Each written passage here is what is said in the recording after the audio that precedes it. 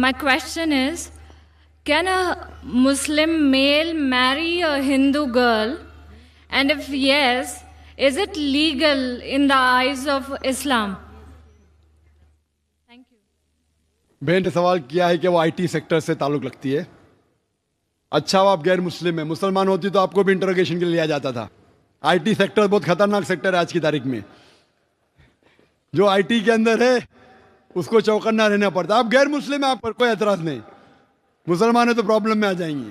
बहन ने सवाल किया है कि क्या एक मुसलमान हिंदू औरत से शादी कर सकता है, और किया तो क्या ये जायज़ है कि नहीं।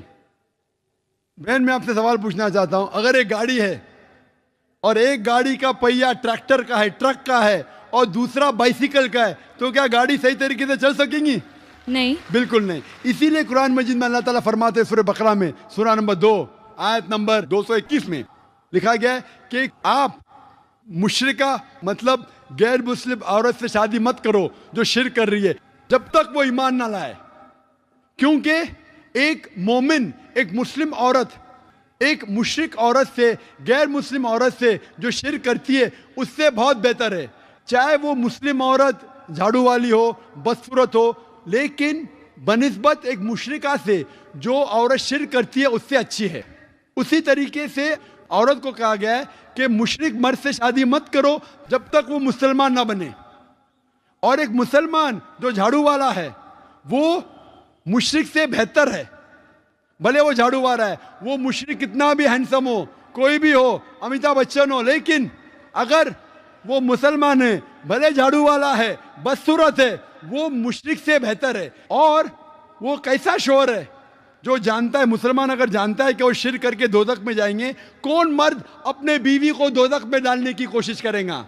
वो मर्द चाहेगा कि मेरी बीवी भी जन्नत में जाए। हिंदी में कहते अर्धांगिनी, इंग्लिश में कहते बेटर हाफ। तो अगर मेरा बेटर हाफ जहन्नम में जाएगा तो किस तरीके से मैं जी पाऊंगा? इसीलिए मैं भी चाहूंगा कि मेरी बेटर हाफ जन्नत में जाए। इसीलिए वो लड़की को मुसलमान बनना जरूरी है ताकि इस दुनिया में और आखिरत में भी वो सफलता पाए। Sir, I am continuing. तो अगर एक हिंदू लड़की इस्लाम को एक्सेप्ट करती है, then a Muslim male can marry her. Is that right और रॉन्ग? Can he? जैसे मैं फरमाया, कुरान मजीद में लिखा है कि अगर वो मुशरिक मुस्लिम बन जाती है, if that non Muslim accepts Islam, तो जायज़ है। लेकिन इस्लाम के लिए एक्सेप्ट करना चाहिए, सिर्फ नाम के लिए नहीं। इस्लाम उसे अच्छा लगता है, नाम के लिए एक्सेप्ट कर शिर्क करने लगी तो फिर मामला बहुत गंभीर है। लेकिन सही तौर पे इस्लाम पसंद करती है उसके टीचिंग्स को, उसके अहकामात को, कुरान के बारे में जितना भी उसे पता है। ये ज़रूरी है, सब चीज़ जानने की ज़रूरत है। पसंद आती है, करे तो बेशक वो उससे शादी कर सकता है। तो अगर नॉन मुस्लिम लड़की इस्लाम एक्सेप्ट करती है, so that marriage will be legal in the eyes of Islam? बिल्कुल से, इस्लाम के हालत से भी, दुनियावी एतबार से और हिंदुस्तानी हालत से भी बिल्कुल जायज़ है। Thank you sir. मुझे आपके बारे में हमारे एक मुस्लिम फ्रेंड के थ्रू मालूम पड़ा। उन्होंने आपका एक सीडी मुझे दिया जो कि वेज और नॉन वेज के ऊपर आपका डिबेट था सर, और वो आपने जैन लोगों के साथ किया था। वो मैंने देखा और मुझे बहुत अच्छा लगा सर, और मैं तब से आपका फ़ैन हुआ, तकरीबन 5 साल पहले। उसके बाद मुझे आपसे ज़्यादा जानकारी कैसी मिले ये मैं खोज रहा था, तो मुझे क्यू टीवी के बारे में पता चला और मैं आपको क्यू टीवी पे देखना चालू कर दिया सर। उसके बाद में तो हमारी लॉटरी लग गई, पीस टीवी चालू हुआ सर। पीस टीवी तो 24 घंटे चलना चालू हुआ। और सर, मैं यहाँ ब्रेक लेके बोलना चाहूँगा कि जितने भी जैन प्रिंसिपल्स हैं या जो भी राइट्स और रिचुअल जैन लोग फॉलो करते हैं, ये बचपन से लेके आज तक मैं समझने में फेल रहा हूँ सर। एक भी उनका प्रिंसिपल मुझे लॉजिकली एक्सेप्ट नहीं हो रहा है सर। ऑन द कॉन्ट्ररी, इस्लाम के जितने भी प्रिंसिपल मुझे मालूम पड़े, जो कि आपके थ्रू मालूम पड़े, 99.99% एक्सेप्ट हो रहे हैं, वो भी लॉजिकली सर। तो यहाँ दूसरी बात ऐसी हो रही है कि पीस टीवी के बारे में मैं थोड़ा आपकी परमिशन से बात करना चाहूँगा। मेरी एक रिक्वेस्ट है आपसे, कैन आई टॉक सर? सवाल थोड़ा मुख्तसर करें। हाँ जी, मुख्तसर जी, ये नहीं, असल में क्या है, बहुत सारे भाई कतार में खड़े हुए हैं, बहनें भी हैं, सबको मौका दीजिए जाकिर साहब को सुनने का। इसलिए प्लीज़ आप पहले अपने टॉपिक पे आ जाइए, आप क्या कहना चाहते हैं? सर पता है मुझे, मैं 3 दिन से नंबर लगा रहा हूँ, आज नंबर लगा है सर। 3 दिन का बदला वसूल कर रहे हैं आप? जी नहीं सर, मुझे कुछ पीस टीवी के बारे में बात करना है, मुझे बात करने का मौका दिया जाए। सर ऐसा हुआ है कि पीस टीवी से मुसलमान लोगों को तो बहुत फ़ायदा होता नज़र आ रहा है, लेकिन उससे कहीं ज़्यादा फ़ायदा इस्लाम के बगैर जो मज़हब है उनको होता नज़र आ रहा है सर। इसका कारण मुझे जो ध्यान में आ रहा है ये है कि इस टीवी थ्रू बगैर इस्लामी मज़हब की जो किताबें हैं उस पर रोशनी डाली जा रही है सर, और उन लोगों को ये मालूमात मिल रही है कि उनके बुनियादी वसूल क्या है, उनके प्रिंसिपल्स क्या है। और आज जो नॉन मुस्लिम लोग हैं उनमें एक हिम्मत आ रही है कि वो उनके सो कॉल्ड धर्मगुरु को सवाल पूछने की ताकत रख रहे हैं कि जो कुछ हम सुन रहे हैं ये सही है क्या, ये पूछने की हिम्मत आ रही है सर। और ये हिम्मत थोड़े दिन में बहुत बढ़ जाएंगी सर, इसे रोकना अब मुश्किल है। अब यहाँ पर प्रॉब्लम ये आती है कि पूना में एक एरिया में पीस टीवी पूरी तरह से बंद हो चुका है। ये मेरी कंप्लेंट है सर। ये हम जो एरिया में रहते हैं वहाँ पीस टीवी काफ़ी महीनों से बंद है। अभी चलाने वाले भाई जो है ये मुसलमान है, और उनके अंडर में जो एरिया आता है वो पूरा ही मुस्लिम एरिया है सर। अब उन्हें प्रॉब्लम क्या है समझ में नहीं आ रही है चैनल चलाने में।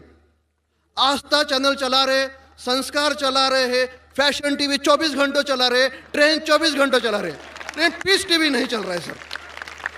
हमने उन्हें काफ़ी रिक्वेस्ट की, ईमेल भेजे, नोटिस भेजी, फिर भी कोई उसमें बदलाव नहीं आ रहा है, पीस टीवी चल नहीं रहा है। तो मुझे आपसे एक रिक्वेस्ट करनी है कि आप वो भाई से बात करें और उन्हें ये कहे कि पीस टीवी चलाने में आपकी प्रॉब्लम क्या है। क्योंकि कल एक भाई ने ये थोड़ी बात की लेकिन खुल के बात नहीं की। आपने उन्हें कहा कि आप एक 5-6 हज़ार की डिश लगा दो, पीस टीवी चल जाएगा। सर 5-6 हज़ार की डिश लगाने वाले की ताकत पूना में 500 लोग रहेंगे, 5,000 लोग रहेंगे, लेकिन पूना में बहुत गरीब लोग हैं जो कि ये अफोर्ड नहीं कर पाएंगे, और उनका हक है कि ये पीस टीवी देखे करके। तो मेरी आपसे एक रिक्वेस्ट है कि आप वो भाई साहब का प्रॉब्लम क्या है वो देखें और पीस टीवी चालू करने के लिए रिक्वेस्ट करें। और अब मैं सीधे अपने सवाल पे आता हूँ सर। जैसे मैंने कहा कि जैन लोगों का एक भी प्रिंसिपल लॉजिकली मेरे समझ के बाहर है, और इस्लाम के जितने प्रिंसिपल मैंने सुने हैं 99% प्रिंसिपल्स मुझे लॉजिकली एक्सेप्ट है सर। जो एक प्रिंसिपल में थोड़ी गड़बड़ाहट है वो मैं आपसे पूछने जा रहा हूँ सर। अगर मेरे से कोई गलती हुई तो प्लीज़ संभाल लेना सर मुझे। तो मेरा ये है कि every human being is born with free will and we are here to test for the life to come hereafter. ये एक प्रिंसिपल है सर, मुझे एक्सेप्ट है, मुझे कोई इसमें ये नहीं है। दूसरा प्रिंसिपल है सर तकदीर का, जहाँ मुझे थोड़ी गड़बड़ हो रही है।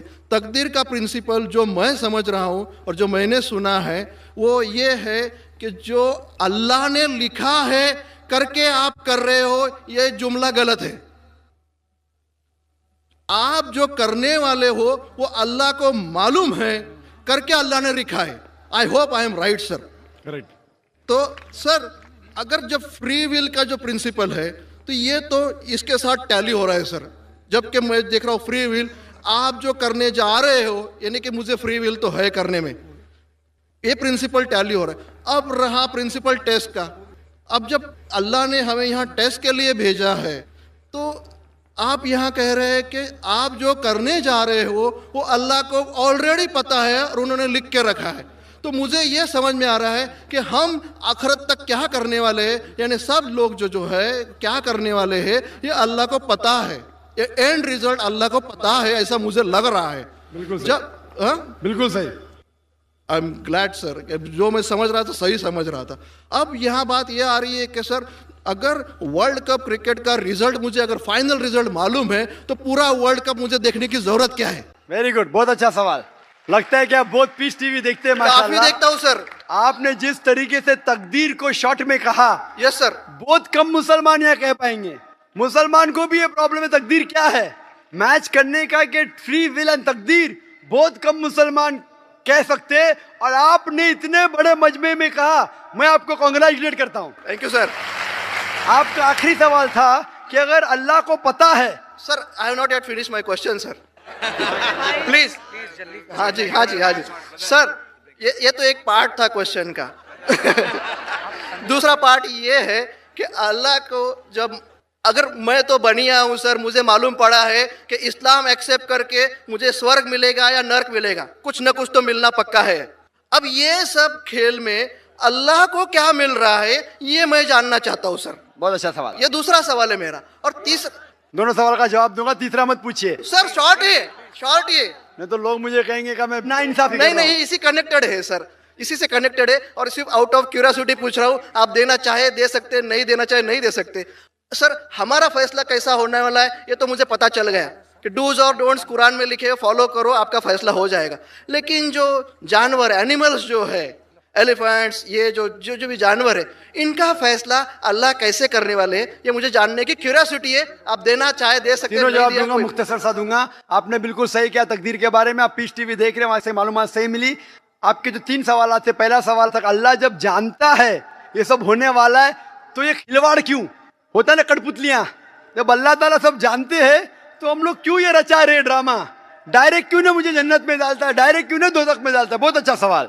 सबसे पहले ये सवाल कि अगर अल्लाह सुब्हाना व तआला आपको बोलेगा अच्छा ये आदमी अच्छे काम करने वाला है, इसको जन्नत में डाला, ये आदमी बुरे काम करने वाला है, दोज़ख में डाला, और डायरेक्ट अगर दुनिया में आने के बिला जन्नत में डालेगा, दोज़ख में डालेगा, जन्नत में वाला तो एतराज नहीं करेगा, दोज़ख में डाले वाला कहेगा आप मुझे दोज़ख में क्यों डाल रहे, मैंने क्या गुनाह किया।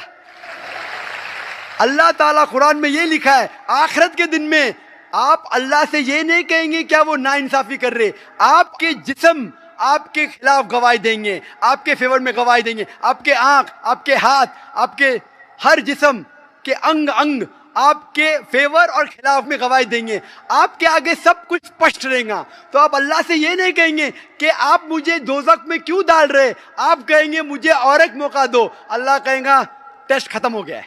अगर डायरेक्ट आपको दोज़ख में डालेंगे तो आप कहेंगे अल्लाह ने, मिसाल के तौर पे अगर टीचर जानता है कि ये स्टूडेंट को फर्स्ट आने वाला है, ये स्टूडेंट फेल होने वाला है, अगर डायरेक्ट बोलेगा नो टेस्ट, आपको पास किया, आपको फेल किया, पास करने वाला इतराज नहीं करेगा, फेल करने वाला बोलेगा अरे आपने फेल क्यों किया मुझे, अरे आप तो बुद्धू है आपको, लेकिन फेल क्यों किया, इसीलिए टेस्ट लेता है। अल्लाह ताला जानता है लेकिन आप उस पर एतराज नहीं किया आखिरत में, इसलिए टेस्ट ले रहा है।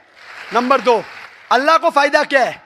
अल्लाह को शैतान ने उसको चैलेंज किया था कि मैं तेरे बंदे को भड़काऊंगा, चैप्टर नंबर 7 में लिखा गया है। तो अल्लाह कहता है कि मेरे बंदे को तू भड़का सकेगा ही नहीं, जो मेरे बंदे ने उसको भड़काएगा।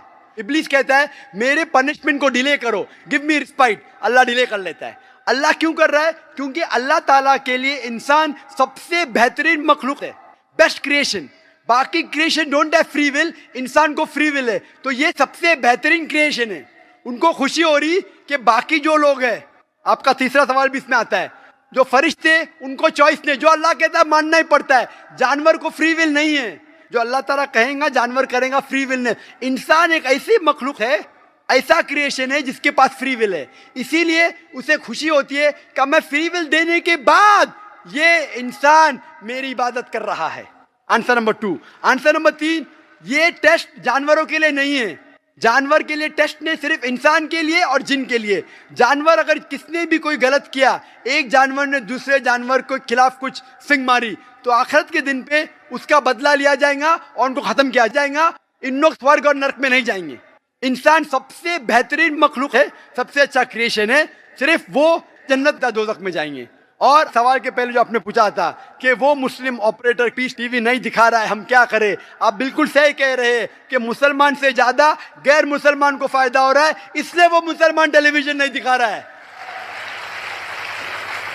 और मैं कहता हूं ना, कुछ लोग नाम के मुसलमान रहते, पैसे के रहते, वो बाकी चैनल शायद उन्हें पैसा देते, हम किसको पैसा देते ने? हम ना पैसे से किसी को खरीदते, ना किसी को इस्लाम फैलाते, ना चैनल को पैसा देते। गॉड टीवी जो क्रिश्चियन चैनल है इंडिया में हर साल 28 करोड़ रुपीस है, 28 करोड़ सिर्फ केबल ऑपरेटर्स को पैसा देती है। 28 करोड़, 28 करोड़ वो बजट भी नहीं सिर्फ इंडिया में दिखाने के लिए। हम पीस टीवी बोलते हैं हमारा अमन का टीवी, हम आपको 1 रुपया देंगे नहीं, दिखाने का दिखाओ, नहीं दिखाने का मत दिखाओ। तो ये लोग पैसे के पुजारी, अब्दुल्ला ने अब्दुल रुपया है, ये मुसलमान हो ही नहीं सकता, जो भी है, मैं जानता नहीं कौन है। और आपको सजेशन, आप क्या कीजिए, बॉयकॉट करो उनको, बॉयकॉट करो, आप पर्चा निकालो, जो पीस टीवी नहीं दिखाता है हम केबल टीवी नहीं लेंगे। मैं जानता हूं कि बहुत से गैर मुसलमान केबल टीवी पे पीस टीवी दिखाते, जो केबल टीवी ऑपरेटर, मुझे पूना से कहा गया है बहुत से गैर मुसलमान दिखाते, ये लोग सिर्फ नाम के मुसलमान हैं। इन लोग पीस टीवी देखेंगे तो सही लाइन पे आएंगे, खुद भी देखते नहीं और दूसरे लोग को देखने नहीं देते। मैं क्या कहता हूं, अगर नहीं देखते आप बिल्डिंग में, एक बिल्डिंग में डिश लगाओ, एक डिश का खर्चा 5000 है, वायर दो, वायर का 100 रुपया और या 200 रुपया और 600 रुपया और 5500 में 10 लोग देख सकते हैं। एक आदमी कितना देगा? 500 रुपया। आप जो केबल ऑपरेटर को फीस दे रहे ना 250 रुपया 300 रुपया, वो भी बंद हो जाएगा। हमारा फ्री चैनल है, 5000 रुपया खर्चा करो, 1000 रुपया वायरिंग के लिए, 6000 में 10-15 लोग देख सकते, 600 रुपया 300 रुपया खर्चा आएगा, सही है ना? और मैं कहता हूं कई लोग ने खुद का केबल शुरू किए, ये मुसलमान नहीं दिखा रहा उसको छोड़ दो। और वही मुसलमान, आज मेरा मैनेजर कह रहा था, एक केबल ऑपरेटर में जानता नहीं, हमारा टीवी दिखाता नहीं, लेकिन लाइव टेलीकास्ट दिखाना चाहता है। तो मेरे मैनेजर मंसूर भाई ने कहा, अजीब बात है, आप हमारा केबल दिखाते नहीं, बोलते पुलिस परमिशन देती नहीं, क्या आज आपको पुलिस परमिशन मिली? चुप हो गया। फिर भी मैंने कहा मैनेजर से दिखाने दो, अल्लाह उसको हिदायत दे, दिखा रहा है कि लाइव टेलीकास्ट दिखाने का। लाइव टेलीकास्ट तो और डिफिकल्ट है, पीस टीवी पे सब एडिट होता है, यहाँ कोई गलत चीज कह दिया तो सब लोग को सुनने में आएगा। तो पीस टीवी पे 3-4 बार देखा जाता है, कुछ गलत नहीं, कोई किसी के खिलाफ बात नहीं कर रहा है। लाइव में तो कोई भी बात कर सकता है। फिर भी मैं सिर्फ दुआ कर सकता हूँ कि अल्लाह इस मुसलमान को हिदायत दे, और आपसे दरख्वास्त कर सकता हूँ कि आप शुरू कीजिए, आपके साथ और लोग आपका साथ देंगे, और इंशाल्लाह ऐसे लोग का केबल चैनल ही बंद हो जाएगा फिर। सर मैं कोशिश करूंगा सर। और मैं दुआ करता हूँ कि आप जैसा कहा कि 5 साल से आप मेरी तकरीर सुन रहे, और आपको लगा कि आप जो कहते हैं कि धर्मों में गलत बातें होती है, और ये मेरा हमेशा कहना है, हर धर्म के ठेकेदार से कहो ये बात सबूत से पेश करो, चाहे हिंदू धर्म हो, जैन धर्म हो, ईसाई धर्म हो या इस्लाम हो, सबूत पेश करो, कुरान में लिखा है कि नहीं, हदीस में लिखा है कि नहीं। और मैं दुआ करता हूँ कि अल्लाह ताला आपको हिदायत दे, आपको सही रास्ता दिखाए। और कुरान में कहाँ लिखेला है कि बाइबल को मानना चाहिए? कुरान में लिखा हुआ है कि इंजील को मानना चाहिए, बाइबल नहीं। आपकी जो बाइबल है वो इंजील नहीं है। सॉरी सर, इंजील ही कह रहा था मैं अपनी तरफ से। आप जरा मेरा जवाब सुनेंगे और बीच में दखल अंदाजी नहीं करेंगे। आपने सवाल पूछ लिया, आपका टाइम खत्म, ये डिबेटिंग सेशन नहीं है। आपने कहा बाइबल कुरान में मौजूद ही नहीं लफ्ज। इंजील को मानते हैं जो अल्लाह ने ईसा अलैहिस्सलाम पे नाजिल की गई थी। ये जो उनके पास है वर्ड बाइबल किधर से आता है? बाइबल आता है ग्रीक वर्ड बिब्लोस से, बिब्लोस, इंजील से नहीं। बिब्लोस मतलब बुक ऑफ बुक्स। हमें बाइबल पे यकीन है कि वो अल्लाह का कलाम है। बाइबल पे अमल थोड़ी करना चाहिए। आज किधर लिखे लगा बाइबल पे अमल करना चाहिए? हमको ये यकीन रखना चाहिए कि इंजील अल्लाह का कलाम है। ये यकीन रखने की जरूरत नहीं कि इंजील को फॉलो करो। इंजील पे ये यकीन रखना चाहिए कि वो अल्लाह के तरफ से वही थी, अल्लाह का कलाम है जो ईसा अलैहिस्सलाम पे नाजिल किया, हम इस पे यकीन रखते हैं। ये प्रेजेंट बाइबल जो आपकी है वो बिब्लोस है। आपको पता है कितने किस्म के बाइबल है? आपको पता है? अभी आप जवाब दो, पता है कितने किस्म के बाइबल है? जवाब दो, कितने किस्म के बाइबल है? सर ट्रांसलेशंस की बात कर रहे हैं आप? Bible original manuscript. सर वो तो एक ही है। आपको इल्म ही नहीं है, अफसोस की बात है। देयर आर 24,000 मैन्यूस्क्रिप्ट, 24,000 मैन्यूस्क्रिप्ट है बाइबल की, और कोई भी दो आइडेंटिकल नहीं है। आपको इल्म ही नहीं है। मेरे लाइब्रेरी में इंडिया में 200 से ज्यादा वर्जन ऑफ बाइबल है। ट्रांसलेशन है वर्जन मतलब ओरिजिनल मैन्यूस्क्रिप्ट डिफरेंट है। मिसाल के तौर पे king James version, new international version, Doue version, new world translation, 2000 किस्म के बाइबल है। मेरे लाइब्रेरी में 200 से ज्यादा है। आपको इल्म ही नहीं है और आप सवाल पूछने आते जैसे आप पादरी है। अफसोस की बात है, आपका इल्म ही नहीं है। जितने सवाल आपने किए तीनों, सब में खता थी। नंबर 1, बाइबल लफ्ज कुरान में नहीं है। नंबर 2, कहा भी नहीं लिखा कि बाइबल पे अमल करो। ये ईमान रखो कि इंजील अल्लाह का कलाम है। हम मुसलमान मानते हैं कि इंजील अल्लाह का कलाम है, लेकिन जो बाइबल आज है वो इंजील नहीं है, वो मिलावट है। अल्लाह का कलाम होगा कुछ चीज जो कुरान से मिलती है, हमें कोई इतराज नहीं। पैगंबर का कलाम है, हिस्टोरियन से पोर्नोग्राफी है। पोर्नोग्राफी, जैसे मैंने पहले भाई को कहा, अगर आप मुझे 1 अरब रुपया भी देंगे तो मैं एज़ेकिएल चैप्टर 24 पढ़ ही नहीं सकता हूँ, क्योंकि वो पोर्नोग्राफी है। तो पहला आपका जो सवाल था, सवाल के पहले आपने कहा कि बाइबल, कुरान में लिखा है कि बाइबल को मानो, बिल्कुल गलत है। उसका जवाब दे दिया।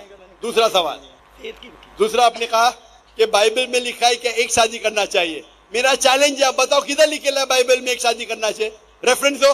आप झूठ बोल रहे हैं, आप रेफरेंस दो, किधर लिखा है बाइबल में कि एक शादी करना चाहिए? उसका माइक्रोफोन खोलो, रेफरेंस दो। कौन से बाइबल के रेफरेंस में लिखा एक शादी करना चाहिए? भाई साहब, मैं रेफरेंस पूछ रहा हूँ, आपके पास रेफरेंस? बाइबल में किधर भी नहीं लिखा है कि एक शादी करना चाहिए। भाई साहब जवाब दो, अभी माइक्रोफोन ऑन है। बाइबल में किधर लिखा है कि एक शादी का? पढ़ो पढ़ो पढ़ो, तहकीक करो। 10 बार भी पढ़ेंगे तो किधर नहीं मिलेंगे आपको। जी सर, मैं रेफरेंस पढ़ना चाहता हूँ सर। हाँ, रेफरेंस दो पहला। कौन सा रेफरेंस? मैथ्यू। सुनो सुनो सुनो सुनो, आपने कहा था कि बाइबल में लिखा है एक ही शादी करना चाहिए, ये चाहिए मुझे। तो दूसरा कुछ भलता बोल के फिर बोलेंगे उसके मानी ये है, तो लोग को बेवकूफ मत बनाओ। पढ़ो मैथ्यू। सर मैथ्यू चैप्टर 5 और वर्स है 31। ये भी लिखा था, लिखा है। मैं खोलता हूँ जरा, इधर नेट चल रहा है क्या? बाइबल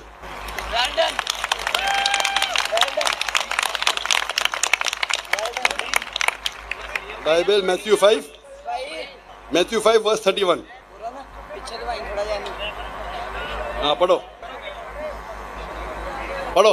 जी सर, जो कोई अपनी बीवी को छोड़े उसे तलाकनामा लिख दे, लेकिन मैं तुमसे ये कहता हूँ कि जो कोई अपनी बीवी को हरामकारी के सिवा किसी और सबब से छोड़ दे वो उसे ज़ना कराता है, और जो कोई छोड़ी से भी हुई से ब्याह करे वो ज़ना करता है। इसमें किधर लिखे है कि एक बीवी करना चाहिए? बताओ सर। अगर आप दिखा इसके अंदर। सर यहाँ पे बात आप लोग का वक्त क्यों जाया कर रहे हैं? सर कॉन्टेक्स्ट ये बता रहा है कि दूसरी शादी करेगा तो वो ज़ना करेगा। अगर अपनी बीवी को डिवोर्स देगा, डिवोर्स देना ईसाईयत में हराम है। सिर्फ उस वक्त डिवोर्स दे सकता है जब वो किसी दूसरे के साथ जिना करती है। इसका मतलब नहीं कि एक शादी करना चाहिए। आप क्यों गलत बयान कर रहे? आप जब नहीं जानते उर्दू, अंग्रेजी नहीं जानते, क्यों टाइम वेस्ट कर रहे?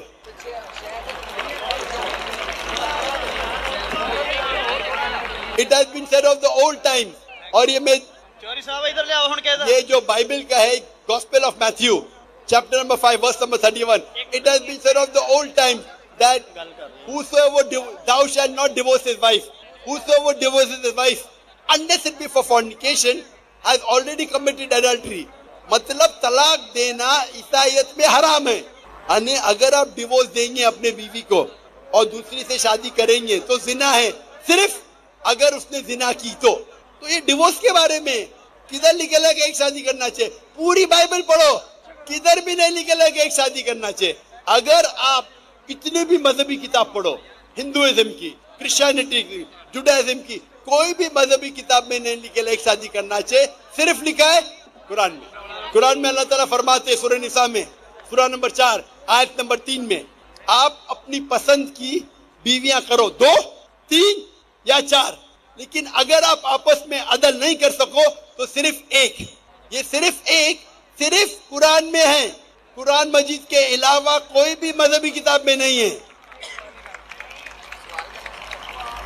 आप बोलते कुरान मजीद में निकला 4 बीवी करना चाहिए, आप वो कुरान मजीद की आधी आयत कोट कर रहे। पूरी आयत में लिखा है आप अपनी मनपसंद बीवियों से शादी कर सकते, चाहे 2 हो, 3 हो या 4 हो, लेकिन अगर आपस में अदल नहीं कर सकते तो सिर्फ एक। मतलब इस्लाम में एक से ज्यादा बीवी करने की इजाजत है, 2, 3 मैक्सिमम 4, लेकिन अगर एक से ज्यादा बीवी रखते हैं तो आपको आपस में अदल करना चाहिए। इसके ऊपर तो मैं तफसील से बात किया हूँ, अभी वक्त नहीं है। तो ये भी आपकी गलत फहमी है। नंबर 1, बाइबल और इंजील सेम नहीं है। कुरान में कहीं नहीं लिखा लगा बाइबल पे ईमान लाओ, इंजील पे ईमान लाओ, क्या वो अल्लाह की वही है, ईसा अलैहिस्सलाम पे नाजिल की। पॉइंट नंबर 2, कुरान बाइबल में कहीं लिखा ही नहीं कि एक बीवी करो, ये गलत बोल रहे हैं। और कुरान में लिखा हुआ है कि आप शादी कर सकते 2, 3 या 4, अगर अदल नहीं कर सकते तो सिर्फ एक औरत से। तो तीनों आपके गलत। चौथा सवाल, कुरान में लिखेला है कि 70 हूर, कहाँ लिखेला है? हवाला दो कुरान का। सर कुरान में तो नहीं, लेकिन हमारे मुस्लिम भाई जो हमारे साथ रहते अरे हैं तो चलते मुस्लिम भाई को क्यों देखते? इस्लाम समझने के लिए कुरान का मुताला करो, मुस्लिम भाई को मत देखो। मैं अगर ईसाई का मुताला करने के लिए आपको देखे लगूंगा तो प्रॉब्लम हो जाएगा। इसीलिए तो मैं जानता हूँ ईसाई मजहब क्या है। मैं आपको देख के थोड़ी ईसाई मजहब समझ रहा हूँ। मैंने तकरीर में कह चुका हूँ, मजहब समझने के लिए मजहब की किताबों का मुताला करो। आप किधर भी किसकी भी बात आके बड़े मजमे में सवाल करते हैं 50,000 लोग के बीच में, कम से कम तहकीक तो करो सवाल करने के पहले। चारों चीज आपने गलत की, ये बात सही है, उसका जवाब अब मैं दे चुका हूँ। ये हदीस में लिखा है वो अलग चीज है, कुरान में नहीं लिखा है, उसका जवाब मैं दे चुका हूँ। और मैं डॉक्टर साहब से ये सवाल पूछना चाहता हूँ कि डॉक्टर साहब अभी जैसे आपने एक बड़ा अच्छा सेशन किया जिसमें आपने बताया कि कुरान शरीफ जो है वो सिर्फ एक अल्लाह को मानता है, लेकिन इसके बावजूद मैं ये पूछना चाहता हूँ कि कुरान शरीफ में बहुत सारी जगहों पे अल्लाह ताला ने अपने लिए जमा का सीगा इस्तेमाल किया है।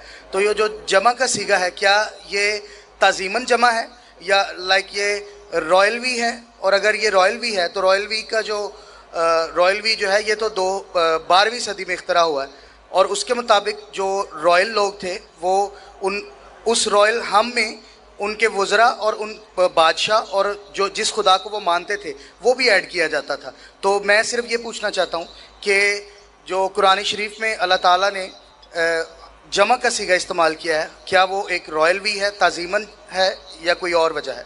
पादरी हमारे भाई ने अच्छा सवाल किया है और वो मेरी तकरीर सुन चुके हैं और मेरा जवाब भी जानते हैं। मैं जवाब दोहराऊंगा फिर उनके सवाल पे आता हूँ। जब भी कुरान में जिक्र आता है, अल्लाह ताला फरमाते, कई बार कहते हैं कि मैं, कई बार कहते हैं हम, अरबी में आता है नहनु, मतलब हम, इंग्लिश में कहेंगे वी।